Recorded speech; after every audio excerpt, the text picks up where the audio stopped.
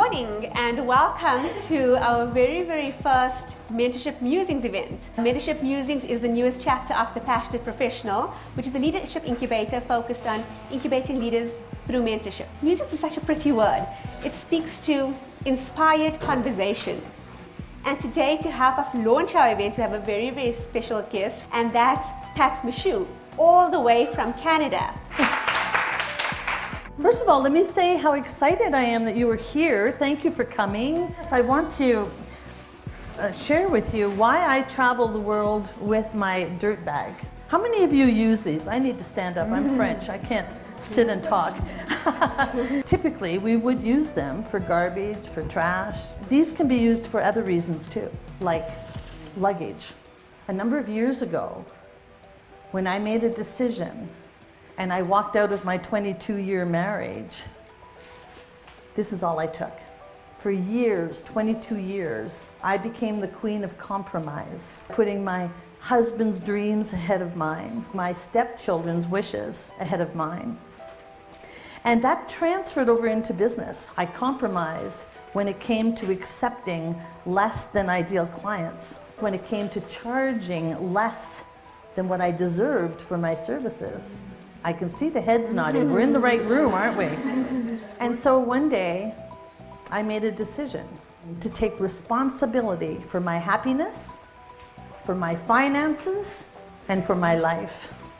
I am no different than you. I'm an ordinary woman doing extraordinary things now. I've created a fabulous life. I'm going to give you the 7 steps that I used to recreate this life. Because quite honestly, if I can do it at age 57, you can do it too, and that's why we're here today. That's what I want you to remember. It's so pertinent because, like you said, one, you're no different to anybody else, but it shows it can be done. Yes. But you spoke about a few things. You said, you were not happy. What does happiness mean to you? Happiness to me is knowing that I am living a life from truth. And that doesn't take any money. That takes a mindset.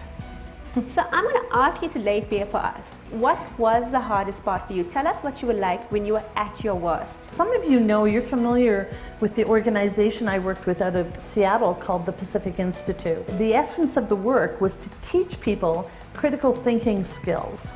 Working with that kind of content, I was growing in leaps and bounds. At home, it was a different story. I lived with a man who was very negative, very unhappy in his life. And so I would go out on the big stages and I would talk about living the dream and being your best self. And then I would go home to a man who said, "Who do you think you are?" And I realized one day on stage, this is the last time I will give this keynote presentation until I walk my talk. That was the day I walked out of my home. Me in the bag, we were out the door. But that was when I knew personally and professionally something needed to change, and nothing will change until you change. We all love to help people, don't we? I'm sure you do. How many of you help people all the time? And how many of you do not know or ever actually ask for help for yourself? When you ask for help, you give the privilege and the blessing to somebody else to help you. 3 words will change your world. Live in truth. When you live in truth, you will become very comfortable saying no. So I'm glad you mentioned that because I always say no is a transformative word. Can change your life. And no is a sentence. But I think talk us through that. So it's easier said than done, right? So everyone here, No. I can. No, it's not easier said than done. It's a change in thinking. And when you shift your thinking, it must be anchored to a why. There we go. When you learn to live in truth and you learn to show up in truth, you're more fun to be with. So ask yourself the question right now, how much fun are you to live with? Now I'll play a bit of devil's advocate over here. We're living in a world where there's so much emphasis and so much pressure on finding your purpose, finding your passion. What about those people who don't know? They wake up every day and they're trying to figure out what their purpose is. Well, there's a few clues around that. And firstly, I believe that for each and every person, when you wake up in the morning, you know what brings you joy. Look around your house. What books are you reading? What kind of people do you hang around? What kind of movies do you go to? So you have clues all around you. That's your passion. Disconnect and look at your world again. Why wealthy women leaders? I love money. How many of you love money? Oh, come on. How many of you? Come on. Money touches everything. When I relaunched my coaching and speaking business, my first goal was to make a lot of money so I could, in fact, create a philanthropic arm in my business almost right away. Wealth is a mindset, and I'm a mindset expert. So that's where Wealthy Women Leaders comes from. There's a question up here, right? What are the characteristics or traits that make a good leader? I'm going to ask everybody to pull their phones out. You can go to either your browser or Twitter. Answer this in one word and send them through. Start looking at what's coming up, right? So there's strength. The more people who vote for that, the bigger the word will come. Vision. Vision seems to be the biggest there at the moment. Strength is coming through as well. What do you see with that? I'm going to start with vision because it's getting bigger. That word is what compelled me and supported me in leaving my marriage and creating a new life. You need a vision and you need the emotion attached to it. The emotion is what drives your goals. And as a leader, when you have that vision, you must communicate it on a regular and consistent basis with your people. Let's do another one. What are the external barriers that women face when it comes to wealth creation? What do you, as the audience, believe? Access, fear? Yeah, that's an internal. Gatekeepers. Gatekeepers. Yeah.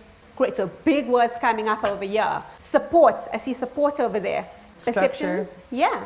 So let's talk about some of those. I want to talk about access because one of the most beautiful things that has happened in the world universally is social media. Mm-hmm. I have had access to the very, very senior people in corporate through LinkedIn. One thing you're going to learn from me this afternoon is many of you are trying to do all of this yourself. Nobody can do it alone, and that's asking for help again. So right away in my business, when I started with zero, the first thing I did was hire a business coach, a business mentor. Now, did I have the money? No, but I had the faith, I had the belief, and I knew how to make money. So I hired the coach and I promised her by the end of the month, I would have the money to pay her. And she trusted me, and I did. The second thing I did was hired an assistant to handle the administration, and I have a social media assistant. The second piece is you're the average of the 5 people you spend time with. Who are you hanging out with? Fear, perfectionism, or being perfect, confidence, they keep coming up. They fluctuate between which one's the biggest. It was important to see what the audience thought about internal barriers to wealth creation. Well, here's my definition of fear. Fear is lack of information. So when you're feeling fear bubbling up, know that there's something missing and go do your homework. Do one thing every day towards your vision. Get perfectionism out of your head and replace it with progress. To close off this session, I want to do what I like to call a quick fire round. Right? So less than 10 words. What's your driving force? My granddaughter. What are the 3 words that people use to describe you? Courageous, happy, and authentic. If you could be any animal, what would you be? Oh, a dog, a cute little terrier dog. What makes you laugh? My grandchildren. What makes you cry? I have cried so many tears this week. I cried with joy when we were in Zambia building the house. I cry when I watch movies. I cry when I read books. I cry when I'm tired. I cry when I find good chocolate. What do you want people to remember most about you when you leave this life?